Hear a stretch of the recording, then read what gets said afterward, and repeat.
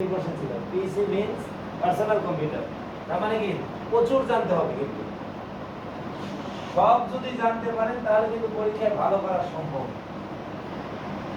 Personal computer পিসির পূর্ণরূপটা কিন্তু এসেছে, পিসি মিন্স পার্সোনাল কম্পিউটার।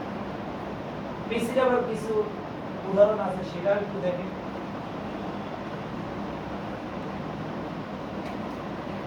এই যে এইগুলো আপনাদের বেশি পরিচিত, এই যে ডেস্কটপ নাম শুনেছেন না?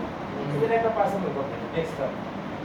অনুরূপভাবে ল্যাপটপ, এগুলো আমাদের পরিচিত, কেন এগুলো আমরা ইউজ করি সম্ভবত।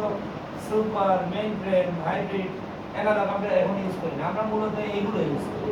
অর্থাৎ বর্তমানে যত কম্পিউটার ইউজ হচ্ছে সব কি মাইক্রো কম্পিউটার ইউজ হচ্ছে।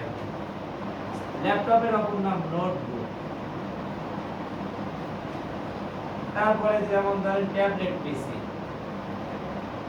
যাদের টাকা পয়সা বেশি আছে তারা কিন্তু এই যে ট্যাবলেট পিসি, ট্যাব এগুলো কিন্তু ইউজ করে, বাকি আর যারা টাকা পয়সা নাই, কোনো কম্পিউটার নেই। আসসালামু আলাইকুম।